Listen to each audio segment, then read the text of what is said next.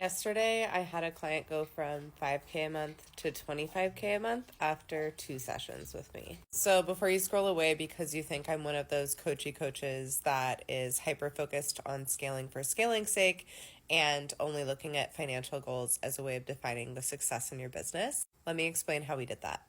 Literally, all we did was actually count how much money was coming in. So when this client came to me, they were at, so they thought, about 5K a month and really feeling like they were sick of just being able to make ends meet in their business. She came to me excited but a little scared to say that she really wanted to calibrate to 20K months. So one of my favorite ways to calibrate to new financial goals without getting hyper fixated on just meeting financial goals and making the quality of life and the kind of money you're making as a priority as well, because we want to build businesses that have where you get to have fun making money doing what you want to do and not just making money for the sake of making money, because that's why we quit our 9 to 5s in the first place, is to set out the year in front of you, which now is a great time to do that, but you can also do this in the middle of the year or whenever you're doing it, the next 12 months, is setting out the next 12 months, first writing down exactly what you want to be spending your time doing.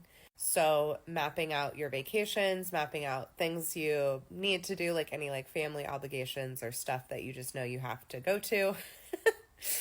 And then writing out what you want to be spending your time doing with your business and the different offers. So for this client, there are different 5-week workshops she wants to be running. There are different retreats she wants to run. There are vacations she wants to go on. There are one-to-one classes she wants to do in a membership. So we filled that all out in the calendar with room for breaks in between to make sure that we weren't just stacking these things back to back. And the reason why this is important too is because sometimes when we're so focused on that financial goal is we'll just be only wanting the money. And so stacking those workshops or classes back to back in the name of reaching our goals, and it really just leads to burnout. And I truly believe in building businesses that have room for rest and relaxation and lots of play and fun instead of only making money. So we mapped out her 2024, and then we mapped out 20K months. So that's a 240K year. And then we reverse engineered what each of those offers would need to be priced at in order to meet her goals. And then the next thing we did is make a list of all of the money that's currently coming in, even if it doesn't count as what she wants to be doing. And I noticed this so many times, almost every single person I've ever worked with will do this thing where certain money doesn't count to them. So if it's let's say you're working at your regular job still and you're building up your business on the side, you'll only count the money that's coming in from your side hustle and not counting the money that you're making coming in from your regular job, just because it's not through what you want to be doing next. But what that does is completely invalidates your power of how much money you can bring in as a business owner. And it's a really important exercise to really look at all of the money that you have the power of bringing in, no matter where it comes from, so that you can feel what it feels like to realize that, your 10K or 8K or whatever month, you already know what it feels like to do that. We're just shifting the pieces or the avenues rather where that money can come in, but you already know what it feels like to have that or to do that. So with this client, as we're going through the money that she's currently making,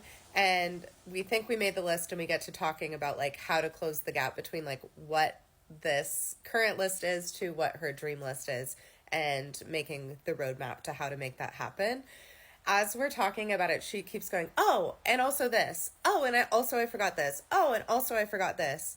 And so we keep going through all these things she forgot to add, realizing not only has she made 10K in October, 10K in November, 10K in December, her projected January, or the money she already knows that's going to be coming in January, is $25,000. So this is just one example of the ways where we can really, it's a form of self-sabotage, it's a form of protection, but a way that we really don't recognize or own our own power.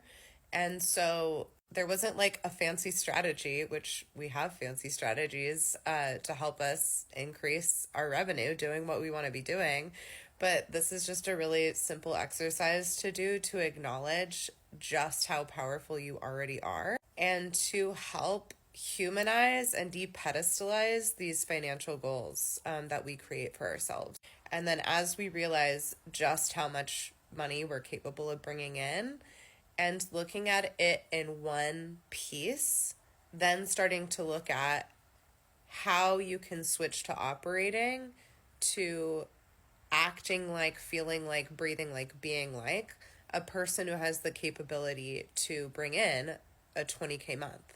Because there's a discrepancy between how much money we're actually bringing in and how we're acting. So we could be bringing in 20K a month, but still acting broke or acting like someone who is just making ends meet. And when we're acting like someone who can just make ends meet, there are decisions that we're making in our business that will perpetuate that feeling and also that type of business, like a business where you say yes to shit just because you think you need to make money. So this is your reminder to go count every single dollar and really own how much money is coming in.